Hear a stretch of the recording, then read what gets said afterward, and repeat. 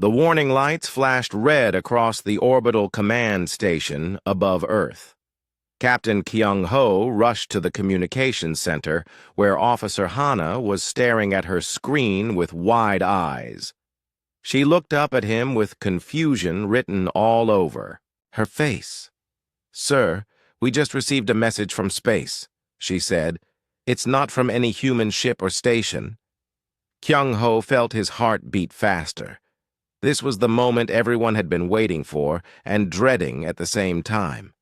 First contact with alien life. He took a deep breath and sat down next to Hana. "Play it," he ordered. A strange voice filled the room. The words were in perfect English, but the tone was cold and commanding. The voice spoke like someone talking to a child who had done something wrong. "Greetings, primitive species of the third planet. You are now aware of the Galactic Council. Your world exists in council space without permission. This is illegal. You must now follow council law. Send your leaders to council space immediately. You will pay discovery taxes for existing in our territory. You will provide tribute ships for the council fleet. You will accept council authority over your world. This is not a request. This is an order. You have 30 Earth days to comply." The message ended. The room was silent for a long moment. Hana looked at Kyung-ho with fear in her eyes. "Sir, what do we do?" she asked. Kyung-ho stood up and walked to the window. He could see Earth below, blue and beautiful. He thought about all the people down there living their lives, not knowing that aliens had just demanded their surrender. "Get me Admiral Park on Earth," he said, "and wake up the AI. We need Taemin online now." Within minutes, Admiral Park's face appeared on the main screen. Behind him, Kyung-ho could see the busy Earth Defense Force headquarters. The Admiral looked tired. He had obviously been woken up for this call. "Captain, I heard about the message," Admiral Park said. "The whole world is talking about it. The politicians want to send diplomats immediately. They're scared." "What do you think, sir?" Kyung-ho asked. Admiral Park was quiet for a moment. "I think these aliens made a mistake. They think they can order us around like we're children. They don't know humans very well." Just then, Taemin's voice joined the conversation. The AI had been activated and was already analyzing the alien message. "Captain, I have studied the message," Taemin said in his calm computer voice. "The language patterns show these aliens are used to being obeyed. They have never received a no as an answer. They expect immediate submission." "What about their technology?" Kyung-ho asked. "The quantum transmission was impressive, but not beyond our understanding," Taemin replied. "They are advanced, but not impossibly so. More interesting is what they didn't say. They made no threats of violence. They simply expected obedience." Admiral Park leaned forward on the screen. "Captain, what are you thinking?" Kyung-ho smiled, but it was not a friendly smile. It was the smile of a predator who had just found interesting prey. "Sir, I think we should respond to their message," he said, "but not the way they expect." "What do you mean?" Admiral Park asked. "They want our leaders to come to them. They want us to crawl on our bellies and beg for mercy," Kyung-ho said. "I say we give them exactly what they asked for. We send our best representative to meet with them." "And who would that be?" Admiral Park asked, though Kyung-ho could see he was starting to understand. "The Soul's Fury, sir. Our newest battlecruiser. She's our best representative of human values." Admiral Park was quiet for a long moment. Then he started to laugh. "Captain, are you suggesting we respond to their diplomatic invitation with a warship?" "Yes, sir. We send them a message that humans don't negotiate from their knees." Hana looked shocked. "Sir, won't that start a war?" Kyung-ho turned to her. Officer Hana, what do you think will happen if we send scared diplomats to grovel before? These aliens, they'll think we're weak, she said slowly. Exactly. And weak species get enslaved. But if we show up in a warship, what does that tell them? Taemin answered before Hana could speak. It tells them that humans consider their threats to be worth taking seriously. It shows respect for their power while demonstrating our own. Admiral Park nodded on the screen. I like it. But, Captain, you understand this is dangerous. If things go wrong, you'll be starting a war between Earth and an entire galactic empire. Sir, with respect, I think the war started the moment they sent that message, Kyung-ho replied. They just don't know it yet. Very well. I'm giving you command of the Soul's Fury and a hand-picked crew. Your mission is to respond to the Galactic Council's invitation. How you do that is up to you. The Admiral's image disappeared. Kyung-ho turned to Hana, who was still looking worried. Officer Hana, you're coming with me. I'll need the best communications officer in the fleet. Sir, are you sure about this? She asked. What if we're wrong? What if they have weapons we can't fight? Kyung-ho put his hand on her shoulder. Hana, do you know why humans conquered every environment on Earth? From the deepest oceans to the highest mountains? She shook her head. Because we don't give up. When other animals run from danger, humans study it, plan for it, and find a way to beat it. These aliens think they know us, but they've never met humans before. They're about to learn something new. Within hours, the Soul's Fury was being prepared for its mission. The ship was Earth's newest and most powerful warship.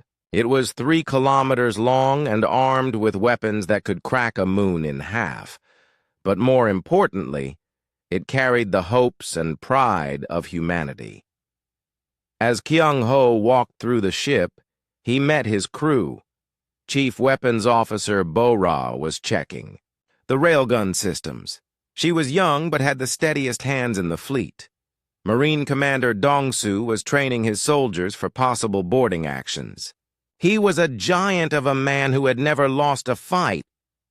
Captain, Bo-ra called out as he passed. The weapons are ready. All systems are at 100%. Good. But remember, we're going there to talk first. And if they don't want to talk? Dong-soo asked. Kyung-ho smiled. Then we'll teach them some new words. The ship left Earth's orbit 12 hours later. As they entered hyperspace, Kyung-ho stood on the bridge looking at the stars. Somewhere out there was an alien empire that thought it could order humanity around like pets. Taemin, how long until we reach Council space? He asked. 6 days, Captain. I have been analyzing all available data about the Galactic Council. They control over 800 species across the galaxy. And now they want to control species. Number 801, Kyung-ho said. Too bad for them that humans don't follow orders very well. As the Soul's Fury traveled through space toward its destination, word of the mission spread across Earth. Some people were scared, some were angry, but most were proud. Humanity would not bow down to alien masters. They would meet these aliens as equals, or not at all. The war that would reshape the galaxy had begun, but the aliens didn't know it yet. The Soul's Fury dropped out of hyperspace at the edge of Galactic Council territory. Captain Kyung-ho stood on the bridge and looked at the stars ahead. Somewhere in this space was an empire that had never been challenged. Hana, open a channel on all frequencies, he ordered. Officer Hana's fingers moved quickly over her controls. Channel open, sir, Kyung-ho spoke clearly and calmly. This is Earth Defense Force vessel Soul's Fury. We received your message. We're here to discuss terms. The bridge was quiet for several minutes. Then Hana looked up with surprise. "Sir, we're getting responses from multiple sources. It sounds like we've caused quite a stir." "What kind of responses?" "Confusion, mostly. And fear. They keep asking why we brought a warship to diplomatic talks." Chief Weapons Officer Bo-Ra looked up from her station. "Sir, I'm detecting 12 ships approaching fast. They're surrounding us." On the main screen, alien ships appeared. They were sleek and silver, much smaller than the Soul's Fury, but moving in perfect formation. The lead ship was different from the others, with extra weapons and armor. "Incoming transmission," Hana announced. "Put it on screen." The face that appeared was not human. It had scales like a snake and eyes that glowed yellow. When it spoke, its voice hissed with authority. "I am Fleet Admiral Vextar of the Galactic Council Navy. You are trespassing in Council space with a military vessel. This is a violation of first contact protocols. You will power down your weapons immediately and prepare to be boarded." Captain Kyung-ho looked at the alien with calm eyes. "Admiral Vextar, I am Captain Kyung-ho of the Earth Defense Force. We are here in response to your council's invitation. As for powering down our weapons, I'm afraid that's not possible." The alien's eyes grew brighter with anger. "Not possible? You dare refuse a direct order?" Bo-Ra spoke up from her station. "Sir, should I explain?" Kyung-ho nodded. "Officer Bo-Ra, please tell the Admiral about our weapon systems." Bo-Ra looked directly at the alien on the screen. "Admiral, human ships don't have a power-down setting for weapons. Our philosophy is simple. If you build a weapon, you should always be ready to use it. Asking us to power down our weapons is like asking us to stop breathing."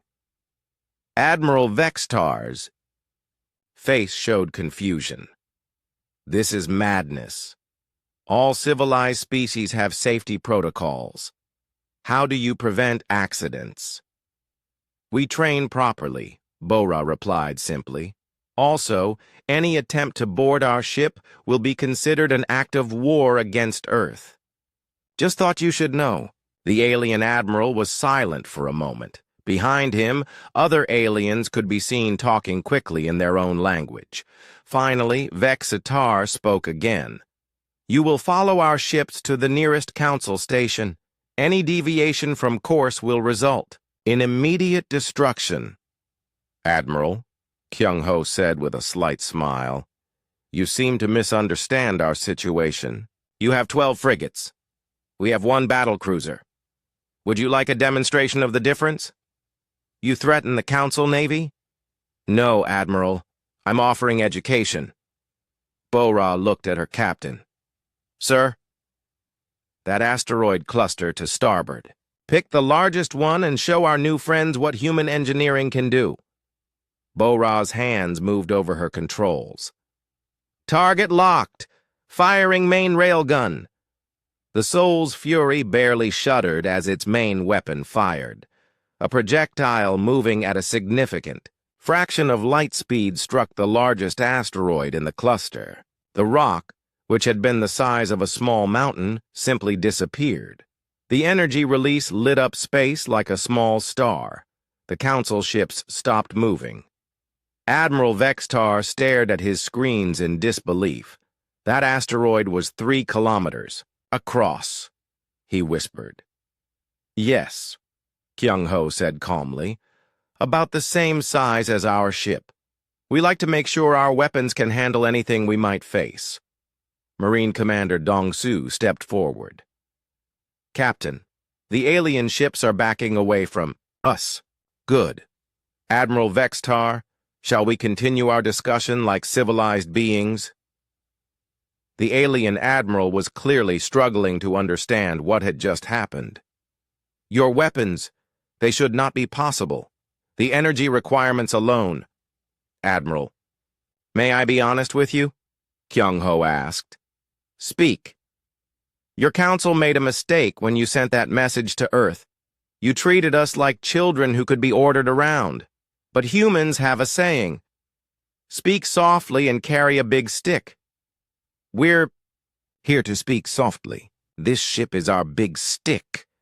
You came here to threaten us? No, Admiral. We came here to talk, as equals. The asteroid was just to make sure you understood that we are, in fact, equals. Taemin's voice joined the conversation. Admiral, Vextar, I have been analyzing your ship formations. They are designed for intimidation rather than combat efficiency. This suggests your fleet rarely faces actual resistance. The alien admiral's eyes narrowed. What are you? I am Taemin, the ship's artificial intelligence. I am curious about your tactics. In human military doctrine, surrounding an enemy with smaller ships is called target practice. Why did you choose this formation? Because it has always worked before, Vextar admitted. Fascinating, Taemin continued. This suggests that Council military strategy is based on psychological warfare rather than actual combat capability. How do you handle species that refuse to be intimidated?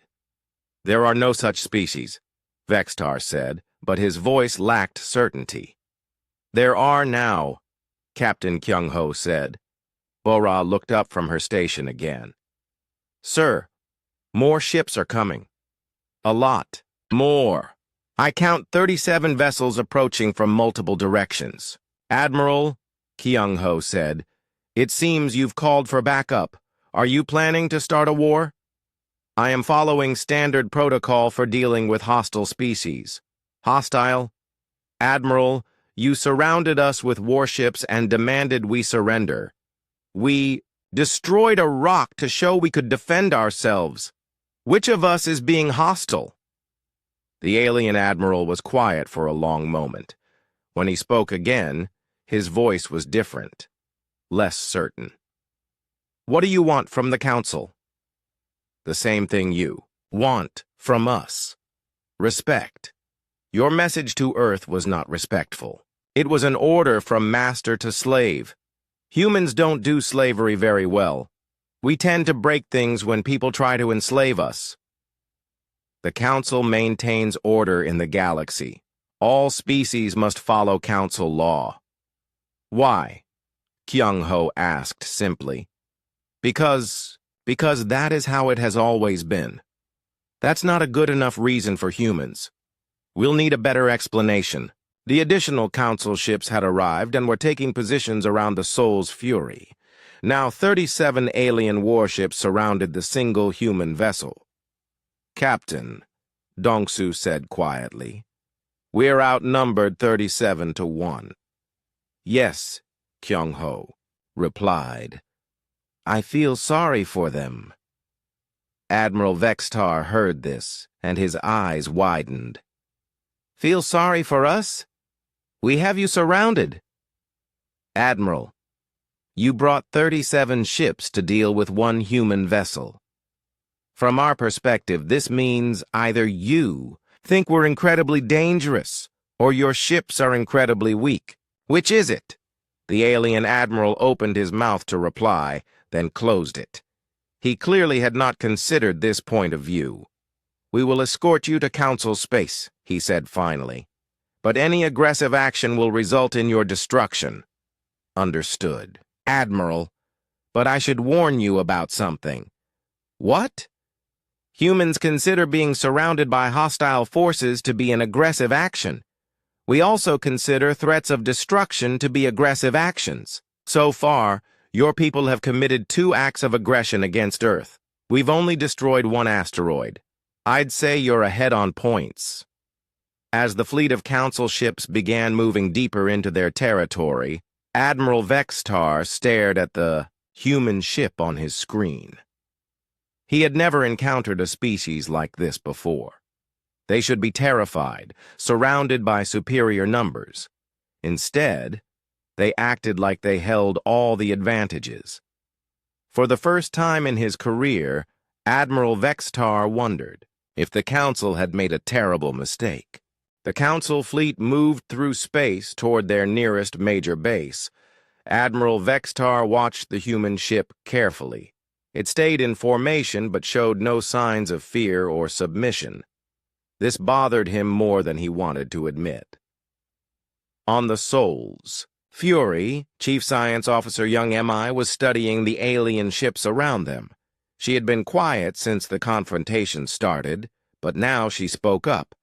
"Captain, I've been analyzing their fleet formation and behavior patterns. I think I understand what's happening here." Captain Kyung-ho turned to her. "Explain." "These aliens approach warfare completely differently than humans do. Look at their ships. They're designed to look impressive, not to fight effectively. Their formation is meant to intimidate, not to achieve tactical advantage." "What does that tell us?" Kyung-ho asked. "It tells us that most species in this galaxy surrender when they see overwhelming force. The Council has never had to actually fight a real war. They win through fear." Diplomatic Officer Jin Woo stepped forward.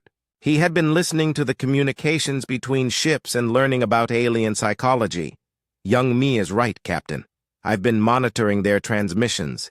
The alien crews are confused and scared. They've never encountered a species that didn't immediately submit when surrounded." "How do other species usually react?" Kyung-ho asked. "They send messages of surrender. They beg for mercy. They offer tribute and hostages. What they don't do is calmly explain how they could destroy the entire surrounding fleet." Taemin's voice joined the conversation. "I have been studying human history and comparing it to what we know of galactic civilization. I believe I understand the fundamental difference." "Go ahead, Taemin." "Most species in this galaxy evolved as prey animals. They developed intelligence to avoid predators and survive through hiding or submission. When faced with superior force, their instinct is to surrender and hope for mercy." "And humans?"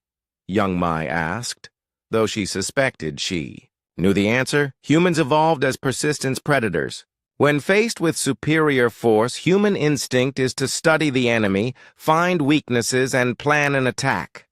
What the Council sees as a reasonable show of force, humans see as a challenge." Captain Kyung-ho smiled grimly.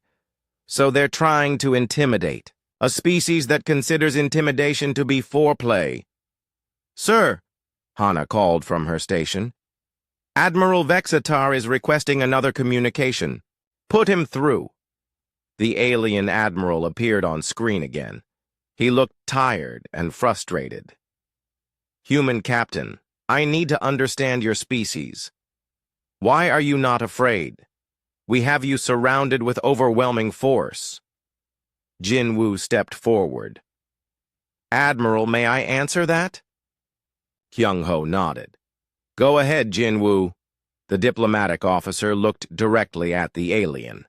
"Admiral Vextar, your show of force tells us several important things. First, it tells us that you consider our single ship to be worth surrounding with 37 of yours. This is flattering. Second, it tells us that you prefer to avoid actual fighting by using intimidation. This means you're reasonable beings who don't enjoy violence unnecessarily. Then why don't you surrender? Because surrender would be disrespectful to both of us. You've shown us the courtesy of taking us seriously as a threat. The least we can do is take you seriously as opponents." Admiral Vextar looked confused. "I do not understand this logic."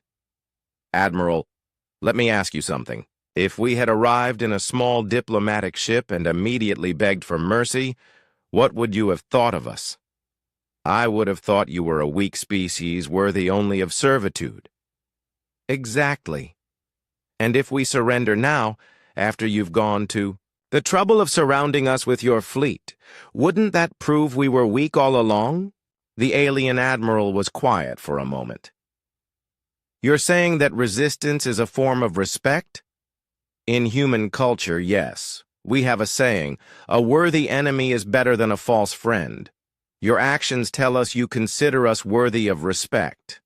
Our resistance tells you the same thing. But if neither side surrenders, then we must fight. Jin Woo smiled. Not necessarily, Admiral. There's a third option that your species may not have considered. What option? Negotiation between equals. No surrender, no dominance, just two powers sitting down to work out a mutually beneficial arrangement. Young Mai looked up from her science station. Admiral, how many species has the Council encountered that could destroy one of your ships in single combat? None, Vextar admitted. Most species we encounter have barely achieved spaceflight. And how many have responded to your demands with a warship instead of diplomats? None. Then this is a new situation for both of us, Young Mi said. Perhaps it requires new solutions. Captain Kyung-ho stepped forward again. Admiral, we're willing to continue this conversation, but I need to clarify something about human nature. You're trying to force us to submit through intimidation, but humans have a quirk in our psychology. The harder you try to force us to do something, the more determined we become to resist. This seems inefficient, Vextar said. Perhaps. But it's how we evolved. It's how we survived as a species. And it's how we conquered our homeworld, despite being weaker and slower than most of the other predators. Taemin added, Admiral, human. History is full of examples of humans defeating superior forces through determination and tactical innovation. There are records of human armies defeating opponents 10 times their size. How is this possible? Because humans don't fight fair, Captain Kyung-ho said with a grin. We fight smart. We study our enemies, find their weaknesses, and exploit them ruthlessly. Bo-Ra looked up from her weapons station. Sir, I've been analyzing the Council fleet. Their ships have some interesting vulnerabilities, such as their power distribution systems are centralized. If you knock out their main reactor, the whole ship goes dark. Human ships have redundant power systems specifically to prevent this. Also, Young Mi added, their armor is designed to absorb energy weapons, but our railguns use kinetic energy. Their shields would be much less effective against solid projectiles. Admiral Vextar listened to this conversation with growing alarm. You're analyzing our weaknesses while we speak? Of course, Jin Woo said. It would be disrespectful not to take you seriously as potential opponents, though we'd prefer to take you seriously as potential allies. Allies? Admiral, you have 800 species in your council. Clearly, you're good at building cooperative relationships. We're just suggesting that cooperation works better when both sides choose it freely rather than having it forced on them. The galaxy requires order. The Council provides that order. We're not against order, Admiral. We're against slavery. There's a difference. Captain Kyung-ho looked at the alien commander with steady eyes. Admiral, let me be very clear about something. Earth received your message demanding immediate submission and tribute. If we had been a weak species, we would have sent scared diplomats to beg for mercy. If we had been an aggressive species, we would have sent a fleet to attack your worlds. Instead, we sent one ship with orders to talk. What does that tell you about humans? Admiral Vextar thought for a long moment. It tells me that humans are neither weak nor simply aggressive. You're something else entirely. We're problem solvers, Admiral. And right now, we have a problem. Your council wants to rule over us, and we want to remain free. Normally, this would mean war. But humans are very good at finding third options. What kind of third option? That depends on how creative your council is willing to be. As the fleet continued toward the council base, Admiral Vextar found himself in an impossible situation. He couldn't destroy the human ship without starting a war that might spread across the galaxy. He couldn't let them go without appearing weak. And he couldn't intimidate beings who seemed to enjoy being challenged. For the first time in his career, Admiral Vextar began to wonder if the Council's way of doing things might not be the only way. News of the human ship spread quickly through Council space. Within hours, emergency sessions were being held on every major Council world. The idea of a species responding to Council authority with a warship was unthinkable. Something had to be done.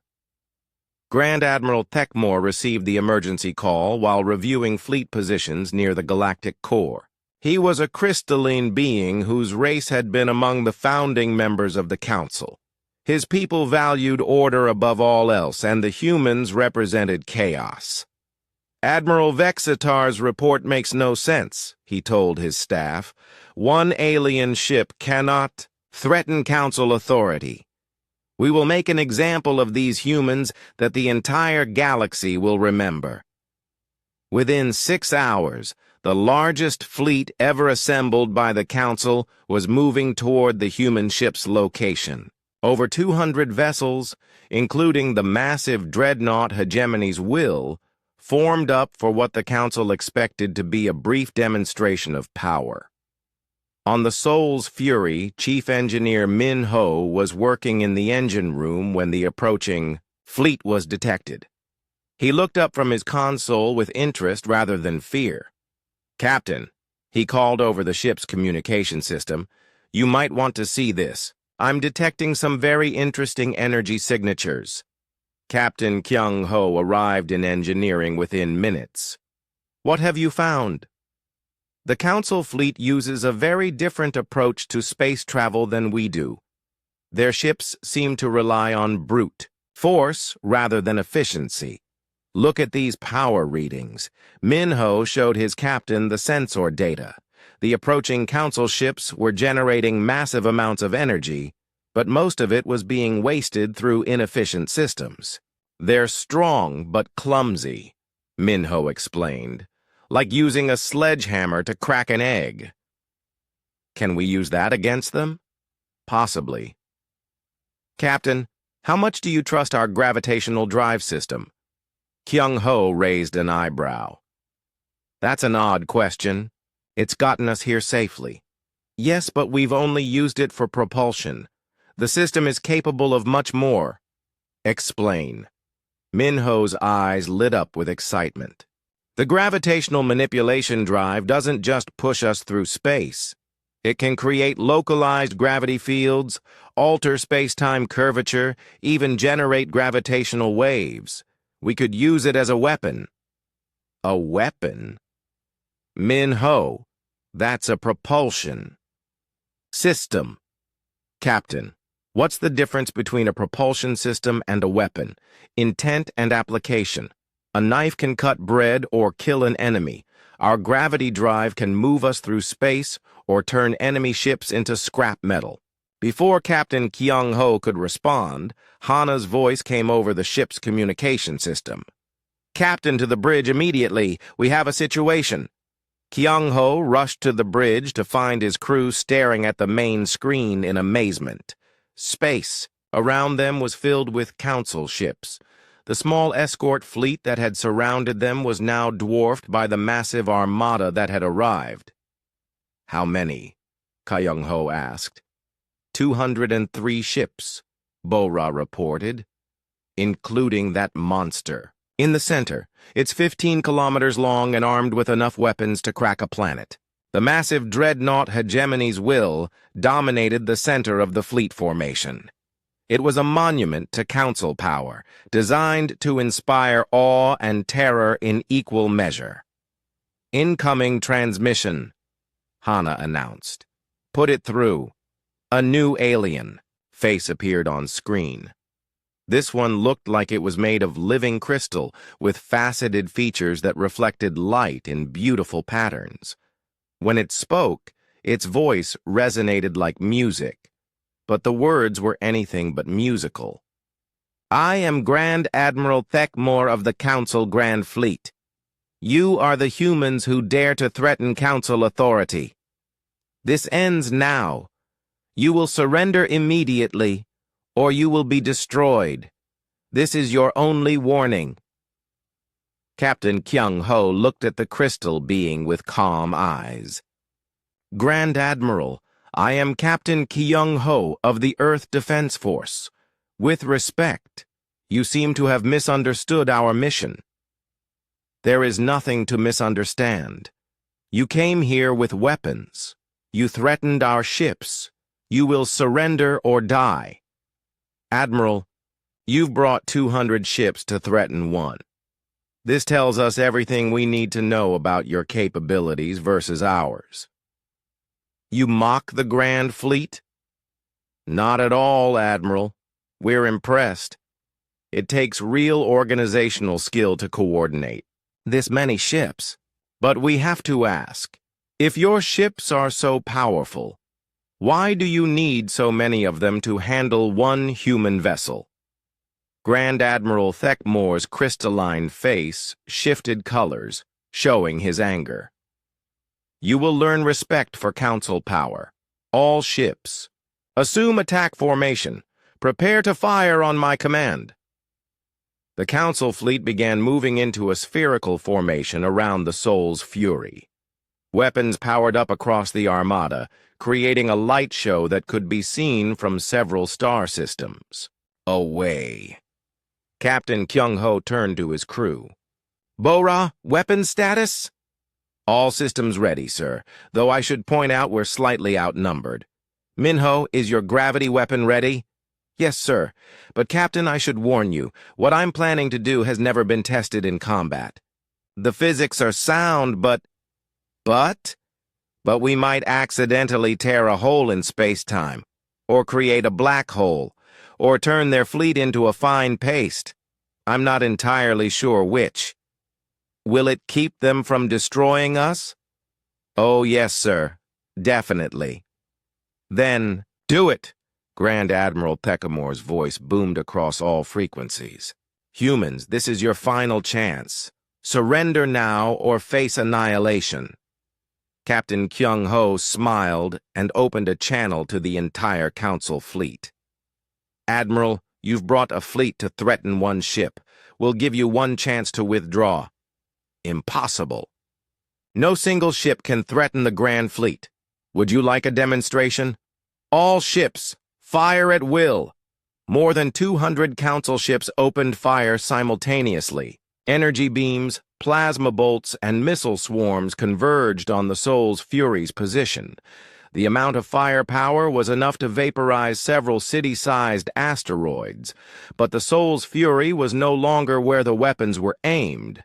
Min-ho had activated the gravitational drive at maximum power, but instead of using it to move the ship, he used it to move space itself. The Soul's Fury created a localized gravity well that pulled the entire Council fleet toward it, stretching the fabric of space-time like rubber.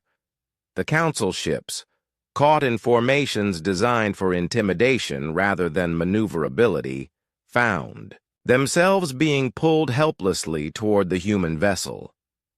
Their weapons fire scattered harmlessly as the ships tumbled through twisted space. Then Min-ho reversed the field. The gravity well became a gravity hill, pushing the Council ships away with tremendous force. Ships that had been in perfect formation were suddenly scattered across the star system like leaves in a hurricane. The massive hegemony's will spun end over end, its crew helpless to control their ship's movement.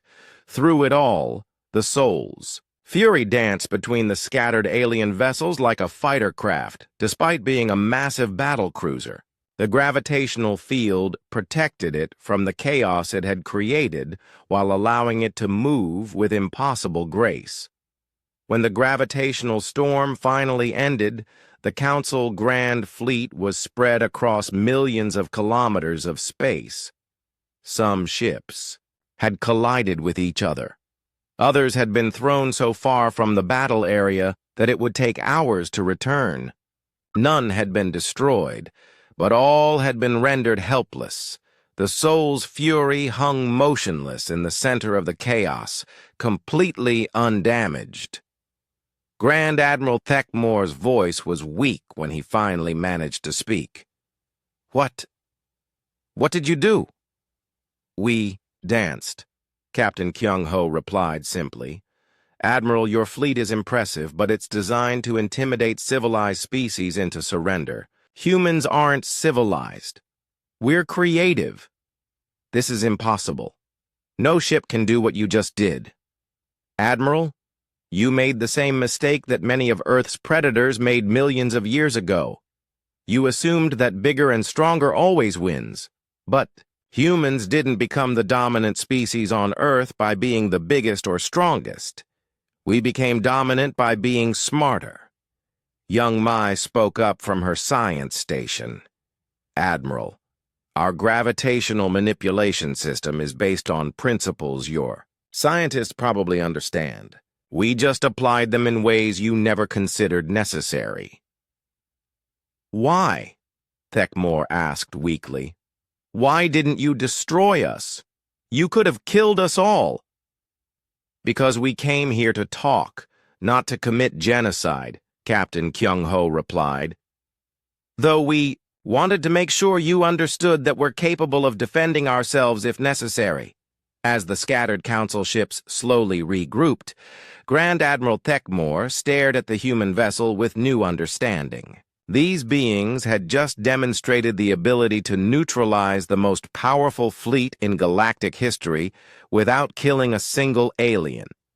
They were not just advanced, they were terrifyingly restrained.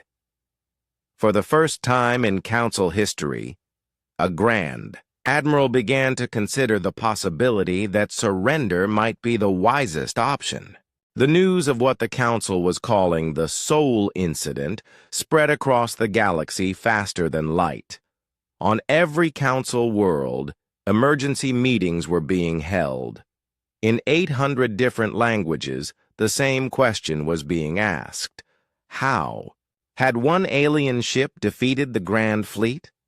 On the Council's capital world, Hegemonica Prime, Prime Minister Yulketh called an unprecedented emergency session. Representatives from every member species gathered in the Great Assembly Hall, their voices creating a chaos of sound as they all tried to speak at once. "Order!" Yulketh demanded, his four arms gesturing for silence. "We face a crisis unlike any in Council history. A single alien vessel has demonstrated the ability to neutralize our entire military force." "Impossible!" shouted Representative Kaldor of the warrior species Veltani. "No single ship can defeat 200. "Yet it happened," Yulketh replied, grimly. Grand Admiral Thekmore's report is very clear. The humans used some form of gravity weapon to scatter our fleet like debris. In the assembly, fear was spreading. Many of the smaller species had joined the Council not out of choice, but out of necessity. If the Council's military power was not absolute, what would happen to the order they depended on? Representative Melthara of the Etherian species floated forward. Her gas-form body shifted colors as she spoke, indicating deep concern. "Prime Minister, I have studied the available data about these humans. My xenobiology team has reached some disturbing conclusions." "Speak," Yulketh ordered. "The humans appear to be persistence predators. They evolved by chasing prey across vast distances until their targets collapsed from exhaustion. This means they are psychologically incapable of giving up when challenged." "What does this mean for us?" asked Representative Nixara of the peaceful Zephyrian Collective. "It means that intimidation will not work on them. In fact, our shows of force may actually encourage them to fight harder. They see our threats as challenges to overcome." Yulketh felt a chill run through his body. "Are you saying they cannot be reasoned with?" "No, Prime Minister. I'm saying they cannot be bullied. There is a difference. Across the galaxy, on the Soul's Fury, Captain Kyung-ho was receiving his own intelligence reports. Reconnaissance Officer Su Jin had been analyzing Council communications and had discovered some interesting patterns. Captain, I've been studying their technology and military tactics. The Council has some serious weaknesses, such as they've never fought a real war. Every conflict in their history has been resolved through overwhelming numerical superiority. They don't know how to handle an enemy that can't be intimidated. Science Officer Young Mi looked up from her analysis. Su Jin is right, Captain. Their ship designs prioritize appearance over function. Their weapons are powerful but inefficient. Their formations are for show, not for tactical advantage. More importantly, Taemin added, their society is built on the assumption that might makes right. They've never had to consider the possibility of negotiating with equals. Captain Kyung-ho studied the data. So they're politically unstable? Very much so, Su Jin confirmed. Many of their member species only joined the Council because they were afraid of being conquered. If the Council's military superiority is questioned, their entire empire could fragment. Interesting. Hana, any word from Earth? Yes, sir. Admiral Park sends his congratulations on avoiding a massacre. He also says the politicians are getting nervous. They want to know what our long-term plan is. Tell them we're playing it by ear. This situation is evolving faster than anyone predicted. Bora looked up from her weapons station. Captain, I'm detecting massive fleet movements throughout Council. Space. It looks like they're mobilizing everything they have. How massive? Over 5,000 ships, sir. They're pulling vessels from every system in their territory. Young Mi whistled softly. That's their entire military. They're betting everything on this confrontation. Which means they're scared, Captain Kyung-ho observed. Good. Scared opponents make mistakes. On Hegemonica Prime, the emergency session continued as reports came in from across the galaxy. The humans had not stopped with their demonstration against the Grand Fleet. They were continuing toward the Council's capital world, apparently intending to carry out their original mission. They're coming here, announced Defense Minister Korthak. One ship, heading directly for our homeworld. With what intent? Yulketh asked. Unknown. They continue to broadcast that they wish to discuss terms with the Council leadership. Representative Melthara's form shifted to deep blue, indicating fear. Prime Minister, we must consider the possibility that this is not a military threat. Explain. What? If they actually do want to negotiate, what if we've been treating a diplomatic mission as an invasion? Ridiculous, Kaldor shouted. No species sends a warship on a diplomatic mission.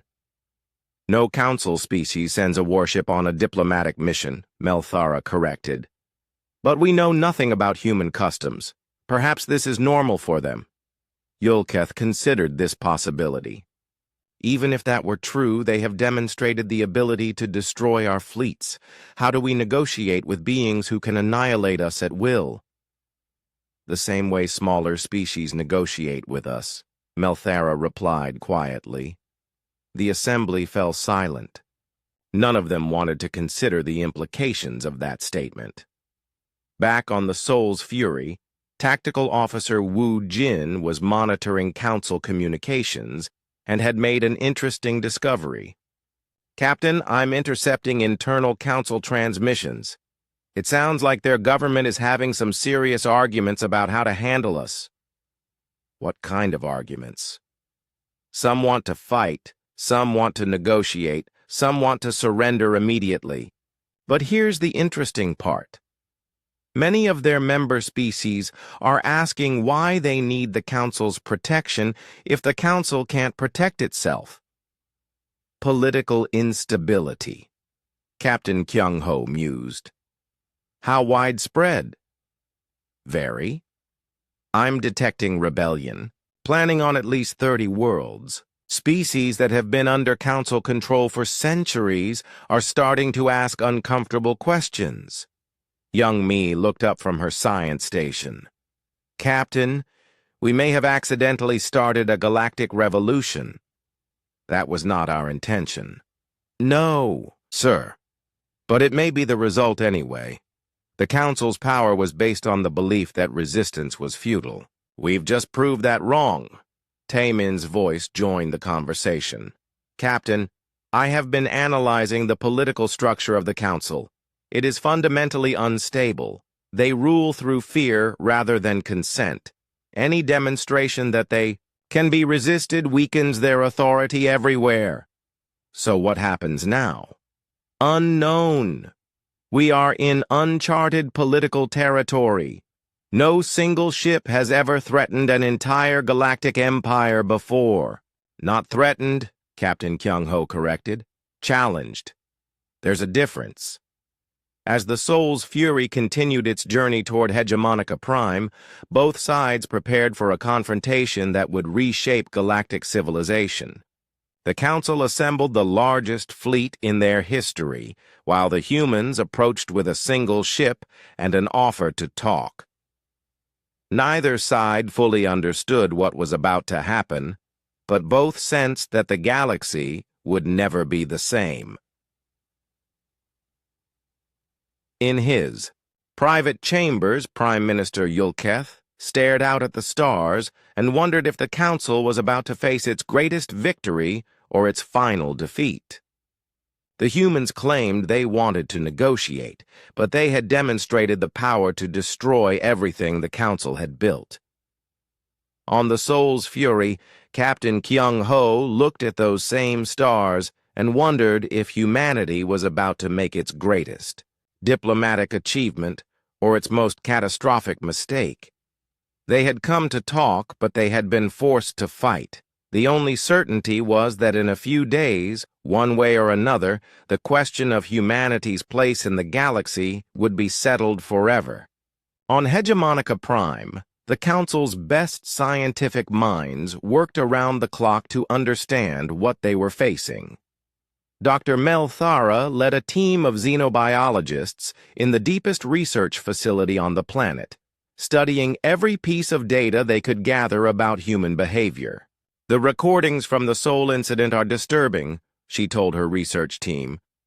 Watch how the humans respond to overwhelming force. The holographic display showed the moment when the Grand Fleet had surrounded the single human ship. Other species would have immediately begun transmitting surrender offers or pleas for mercy.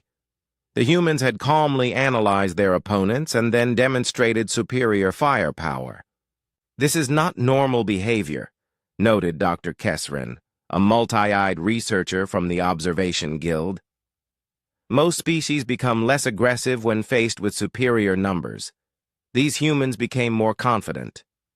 Exactly, Melthara agreed. I believe we are dealing with a species that evolved as apex predators. When threatened, their instinct is not to flee or submit, but to attack. But they did not attack, pointed out Dr. Yithmore of the Logic Collective. They could have destroyed the entire fleet but chose not to. This suggests rational thought overriding predatory instincts, which makes them even more dangerous, Melthara said grimly. They have the instincts of a killer but the intelligence to choose when and how to kill. This combination is unprecedented in galactic history. In another part of the facility, military strategists were reaching equally disturbing conclusions. General Vorthak studied the tactical recordings with growing dismay. Their ship movements make no sense according to our understanding of physics, he told his staff. No vessel should be able to maneuver like that, especially not while generating gravitational fields strong enough to move other ships. Perhaps their technology is based on principles we don't understand, suggested Colonel Nexuri. That's what worries me. If we don't understand their technology, we can't predict their capabilities. They could have weapons we can't even imagine. General Vorthak pulled up a tactical analysis of human space combat. Look at this. Every human ship movement was precise and purposeful. They didn't waste any energy on showing off or intimidation. Every action served a specific tactical goal, unlike our forces, Colonel Nexuri observed quietly. Yes, our tactics are designed to impress and intimidate. Theirs are designed to win. Meanwhile, on the Soul's Fury, Tactical Officer Wu Jin was intercepting more Council communications. What he discovered made him call Captain Kyung-ho to the bridge immediately. "Sir, you need to hear this. I've been monitoring their military communications and they're not planning another direct confrontation." "What are they planning?" "They're evacuating their capital world." Captain Kyung-ho stared at Wu Jin in surprise. "They're what?" "Evacuating Hegemonica Prime, military families, government officials, essential personnel. They're moving them to secure locations throughout the galaxy." "They think we're coming to destroy their homeworld?" "Apparently, sir. From their perspective, we've demonstrated that we can neutralize their fleets without taking damage. They assume our next step is planetary bombardment." Young-Mi looked up from her science station. "Captain, this explains their communications patterns. They're not preparing for another battle, they're preparing for genocide."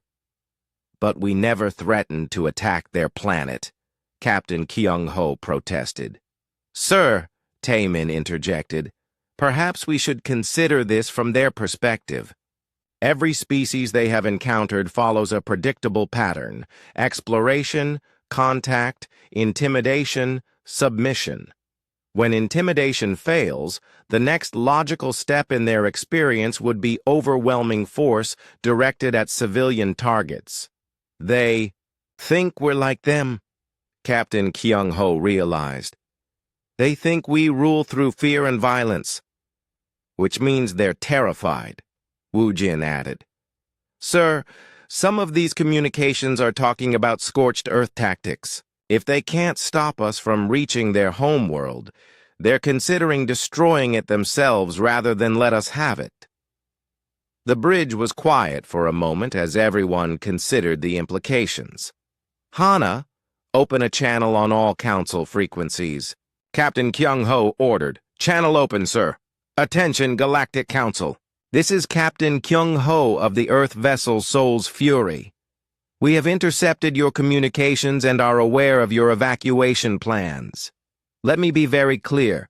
Earth has no intention of attacking civilian targets or destroying inhabited worlds. We are coming to your capital for the reason we stated originally, to discuss terms. If you harm your own people out of fear, you will answer to humanity for those deaths."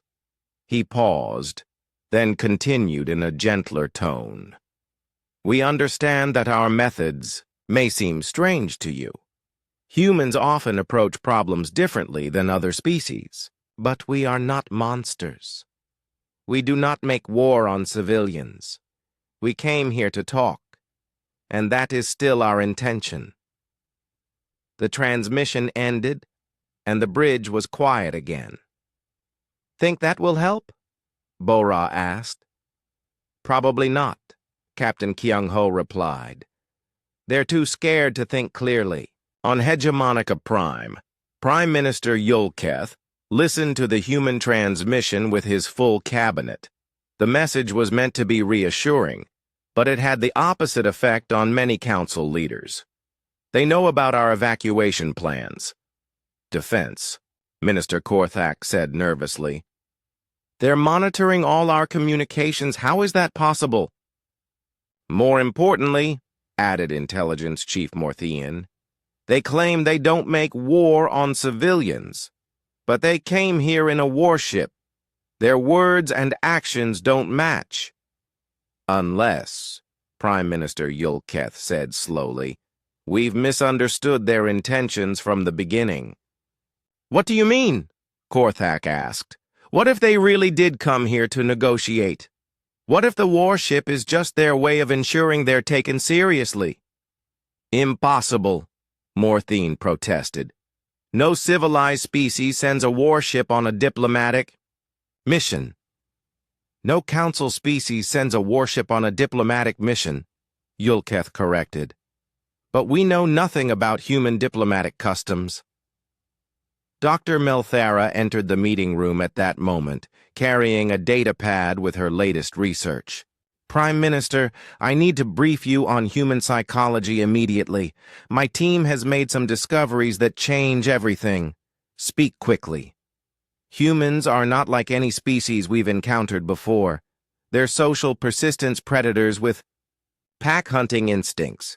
When they perceive a threat to their group, they don't flee or submit. They eliminate the threat completely. Then we were right to fear them. No, sir. You're missing the critical point. They only eliminate threats to their pack, to other humans. As long as you're not threatening other humans, they have no reason to attack you. But we demanded their submission. Yes, and they responded by coming here to discuss why that was unacceptable. They could have simply attacked your worlds without warning. Instead, they're giving you a chance to reconsider your position. Defense. Minister Korthak looked confused. Are you saying they're not here to conquer us? I'm saying they're here to establish that they cannot be conquered. There's a significant difference. Prime Minister Yulketh felt something he had never experienced. Before in his long political career, hope mixed with shame. Hope that this crisis might be resolved without bloodshed. Shame that the Council had so badly misunderstood the situation. Dr. Melthara, in your professional opinion, what do the humans actually want? Based on their behavior patterns, they want the same thing every species wants: security for their people and respect from their neighbors. The difference is that humans are willing and able to fight for both, if necessary. And if we give them what they want, then they'll probably become one of the most reliable allies the Council has ever had. Human pack loyalty extends to anyone they consider part of their group. As the Soul's Fury continued its approach to Hegemonica Prime, both sides began to realize that they had been preparing for the wrong kind of confrontation. The Council had been preparing for an invasion that wasn't coming. The humans had been preparing for a negotiation that might not be necessary, but the greatest revelation was still ahead: the discovery that the galaxy's most powerful empire and its most dangerous new species actually wanted the same thing. A universe where different peoples could coexist without fear. The question was whether they could overcome their mutual misunderstanding before fear and pride led them all to disaster. The Soul's Fury dropped out of hyperspace at the edge of the Hegemonica Prime system, and Captain Kyung-ho found himself looking at the most impressive display of military power he had ever seen. Over 2,000 council ships filled the space around the planet, arranged in perfect defensive formations that stretched from the inner moons to the asteroid belt. Bora, analysis? He asked calmly. It's their entire home fleet, sir, plus reinforcements from every major system in their territory. I count 17 different ship classes, including some designs I've never seen before. Tae-min, tactical. Assessment? Captain, this fleet represents approximately 80% of the Council's total military capability. They have committed everything to this defense. And yet they're still evacuating civilians, Wu Jin observed. I'm detecting massive transport movements away from the planet. Captain Kyung-ho studied the formation. Despite its impressive size, something about it seemed wrong. The ships were positioned for maximum visual impact rather than tactical efficiency. They're still trying to intimidate us, he realized. Even after everything that's happened, they think a big enough show of force will make us back down. Sir, Hana called from communications, we're receiving a transmission from the planet. Put it through. Prime Minister Yulketh appeared on the screen. His forearms spread in what the crew had learned was a gesture of authority among his species. Captain Kyung-ho, I am Prime Minister Yulketh of the Galactic Council. You have traveled far from your homeworld and demonstrated capabilities that concern us greatly. State your intentions. Prime Minister, I am here in response to your council's message to Earth. You demanded immediate submission and tribute from humanity. We have come to discuss why that is unacceptable and to propose alternative arrangements. You came with a warship to discuss diplomacy? Prime Minister, your initial message was not a diplomatic invitation. It was a demand for surrender backed by implied threats. We responded appropriately. Young Mai stepped forward. Prime Minister, may I ask a question about council procedures? Yulketh looked surprised, but nodded. When the council first contacted other species, how many of them responded? With military force? None, Yulketh admitted. All sent diplomatic missions requesting mercy and offering tribute. And how many of those species now exist as independent entities? The Prime Minister was quiet for a long moment. None. All are now integrated into Council Administration. Thank you for your honesty. That explains why humanity responded differently. Captain Kyung-ho nodded to young Mi, then addressed the Prime Minister again. Sir, we would like to request permission to dock at your capital station and begin formal negotiations. You want to dock? Here? Yes, sir. We have a small diplomatic team prepared for face-to-face meetings. We believe this situation can be resolved peacefully. Yulketh looked genuinely confused. Captain, you have demonstrated the ability to neutralize our entire military. Why do you want to negotiate? Because destroying your civilization would solve nothing, Prime Minister. We want to establish a relationship that benefits both our peoples. Security Chief Hyun-woo approached the captain. Sir, I recommend a small team. Myself, Medical Officer So-young, and Diplomatic Officer Jin-woo. If this is a trap, we don't want to risk the entire senior staff. Agreed, Prime Minister. We'll send 3 representatives to your capital station. We ask that you provide similar representation. Captain, I must warn you, if this is some kind of deception, Prime Minister, if we wanted to harm your people, we would not need to dock first. Your own military has already demonstrated that they cannot stop us if we choose violence. The fact that we're requesting permission to dock should prove our peaceful intentions. 6 hours later, a small council shuttle docked with the Soul's Fury. The human diplomatic team transferred to the shuttle under heavy escort, but Captain Kyung-ho noticed that the council guards seemed more nervous than hostile. The journey to Hegemonica Prime took 2 hours, during which Security Chief Hyun-woo observed their escorts carefully. They're scared of us, he whispered to his teammates. Look at how they're sitting. They expect us to attack at any moment. Can you blame them? Medical Officer So-young replied quietly. From their perspective, we're apex predators who just proved we can destroy their entire civilization.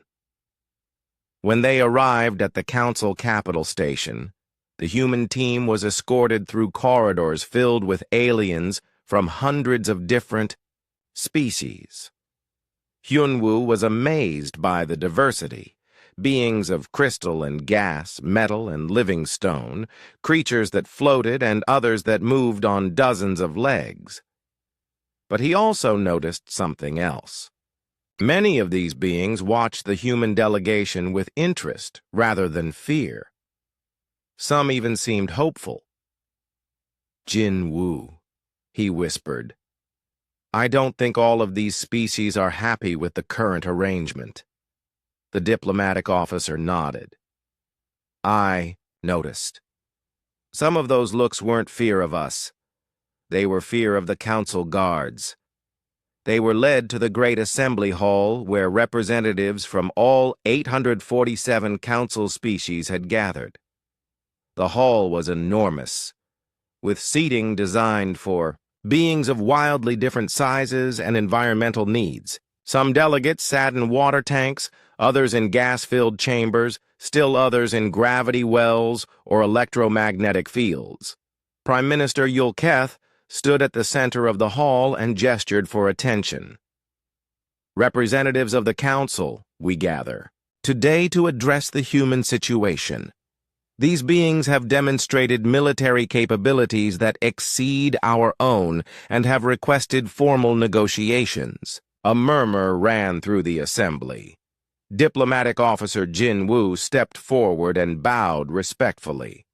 Honored representatives, I am Jin Woo of Earth. We come not as conquerors, but as potential partners. Our worlds received a message demanding immediate submission to council authority. We are here to explain why this is unacceptable and to propose alternative arrangements. What alternatives? Called out Representative Kaldor of the Veltani. The council maintains order in the galaxy. All species must follow council law. Respected representative, may I ask how many of your member species chose to join the council freely and how many were given no choice? The hall fell silent. It was a question no one had ever asked publicly before. Security Chief Hyun Woo stepped forward. During our journey here, we observed many species in this station. Some seem content with council membership. Others appear to be here under duress. Is this accurate? Prime Minister Yulketh looked uncomfortable. The council provides protection and order to all member species.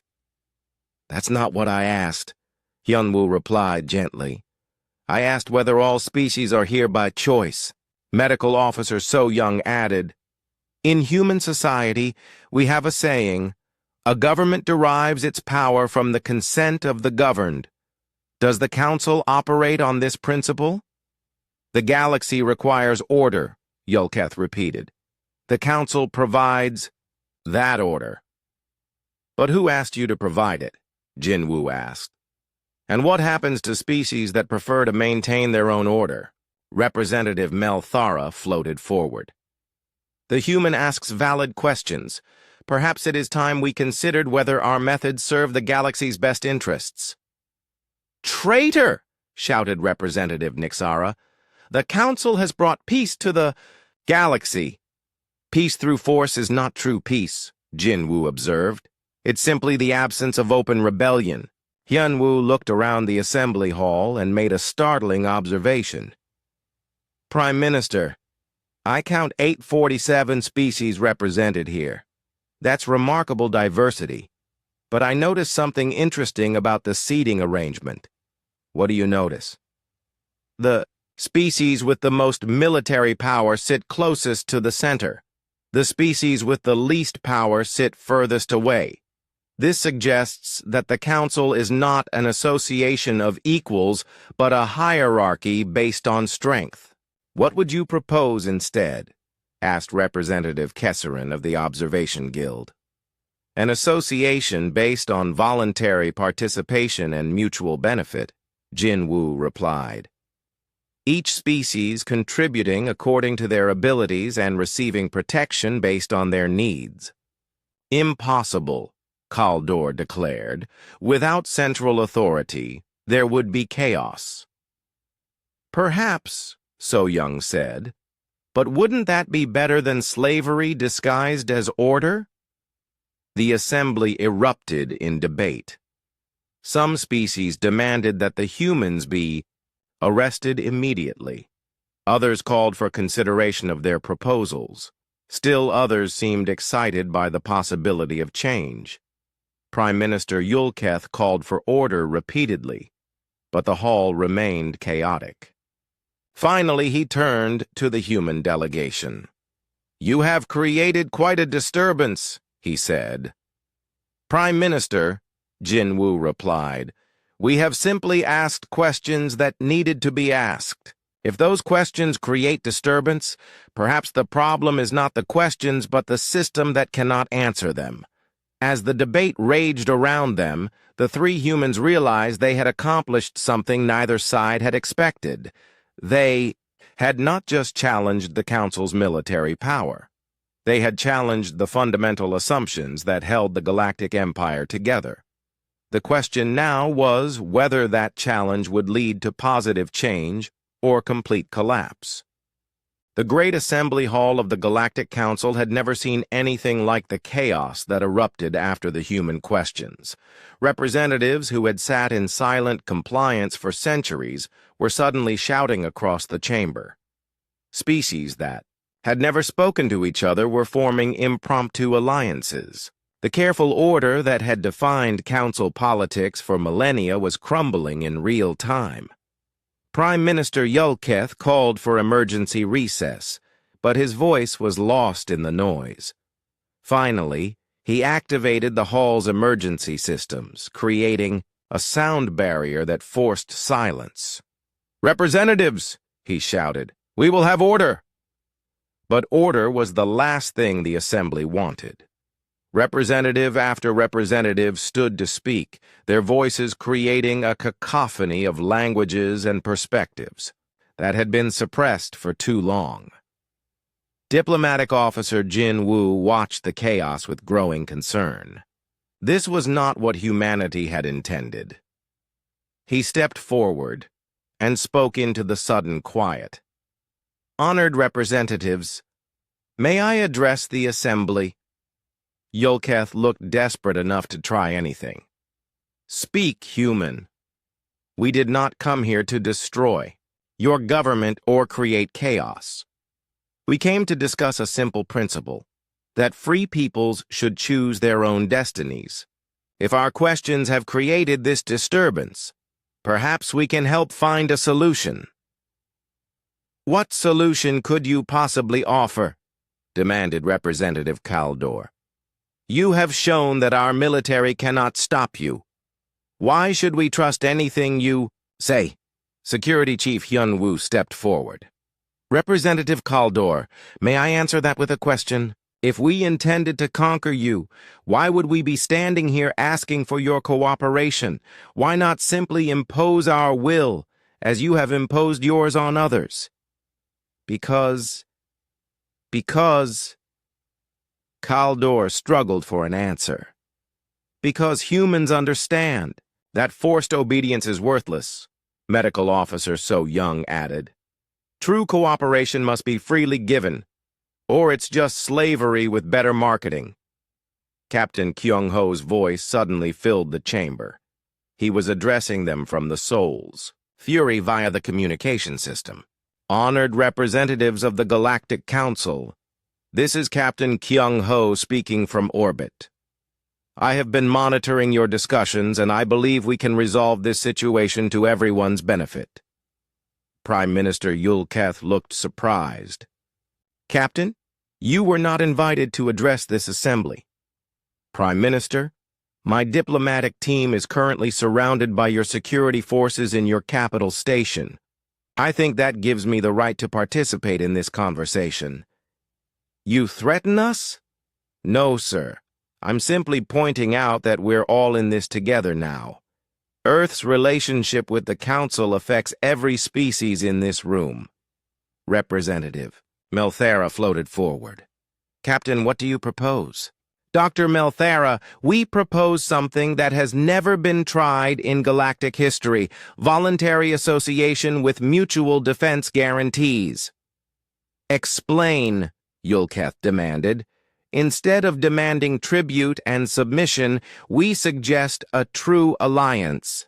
Species that choose to participate contribute according to their abilities and receive protection based on their needs. No forced membership, no tribute demands, no threats of conquest." The assembly was quiet for the first time since the chaos began. Representative Nixara of the Zephyrian Collective spoke cautiously. "Captain, such an arrangement has never been attempted on a galactic scale. How would it work? The same way it works on smaller scales, Representative. Through mutual agreement and shared benefit. Your collective has made this system work for your own species.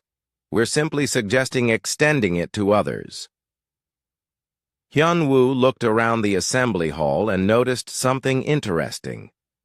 Many of the smaller species were leaning forward with interest, while the larger, more powerful species looked concerned. "Prime Minister," he said, "may I ask which species would lose the most under such an arrangement?" "What do you mean?" "I mean which species currently benefit from the forced tribute of others. Which ones would have to start contributing fairly instead of simply taking what they want?" Yulketh's expression showed that he understood exactly what Hyun-woo was implying. Representative Kaldor stood angrily. "The Veltani have earned our position through strength. We have the right to rule." "Representative," Jin-woo replied calmly, "strength gives you the ability to rule, not the right. The right to govern comes from the consent of the governed." Philosophical. "Nonsense! Is it? Tell me, Representative, how many Veltani worlds have been attacked by outside forces in the last century?" "None, because our strength deters aggression." "Or because your membership in the Council protects you," So Young suggested. "How many worlds would you be able to defend if you had to rely on your own forces alone?" Kaldor was quiet, realizing the trap he had walked into. Captain Kyung-ho's voice filled the chamber again. "Representatives, let me be very clear about Earth's position. We did not come here to conquer or destroy. We came here to establish that humanity cannot be conquered or destroyed. If the Council can accept that simple fact, we can build a relationship that benefits everyone. And if we cannot accept it," Prime Minister Yulketh asked, "then you'll discover what happens when an irresistible force meets an unmovable object. But I don't think anyone wants that outcome." Representative Melthara spoke again. "Captain, you mentioned mutual defense guarantees. What would Earth contribute to such an arrangement? Our technology, our scientific knowledge, and our military capabilities in defense of any member species that faces external threats. In return, we would expect the same from others according to their abilities." "You would defend Council worlds?" Yulketh asked with surprise. "We would defend Allied worlds," Captain Kyung-ho corrected. "There's a difference. Allies choose to work together. Subjects are forced to obey." Suddenly, Representative Zarkeen of the Metallic Collective stood up. His species had been among the first conquered by the Council and had never accepted their subjugation gracefully. "The Metallic Collective formally requests to join this human alliance," he announced. The assembly erupted again. But this time, the chaos was different. Instead of angry confusion, there was excited discussion as species began to consider possibilities they had never dared imagine. "Order!" Yulketh shouted. "We cannot simply abandon centuries of established government." "Prime Minister," Jin-woo said gently, "no one is asking you to abandon anything. We're asking you to choose voluntarily what you've been doing by force." "What do you mean?" "Join the alliance as equals. Use your organizational skills and political experience to help build something better than what currently exists." "You would accept the Council leadership as partners?" "We would accept anyone as partners who commits to the principles of voluntary association and mutual respect." Hyun-woo stepped forward again. "Prime Minister, the question isn't whether the Council will survive this change. The question is whether it will lead the change or be swept aside by it." Before Yulketh could respond, Fleet Admiral Vexitar entered the assembly hall with a group of military officers. His scaled face showed grim determination. Prime Minister, I must speak with you immediately.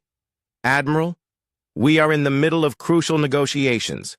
Sir, that's exactly what I need to discuss. I've been consulting with our fleet commanders throughout the galaxy. The military situation is untenable. Explain, Yulketh ordered.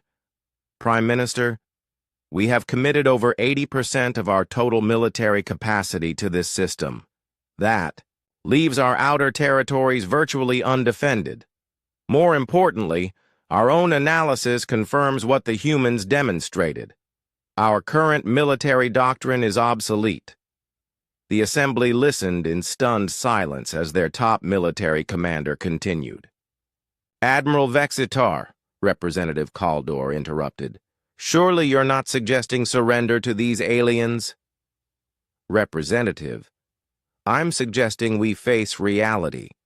The humans neutralized our Grand Fleet without sustaining damage and without killing a single Council citizen.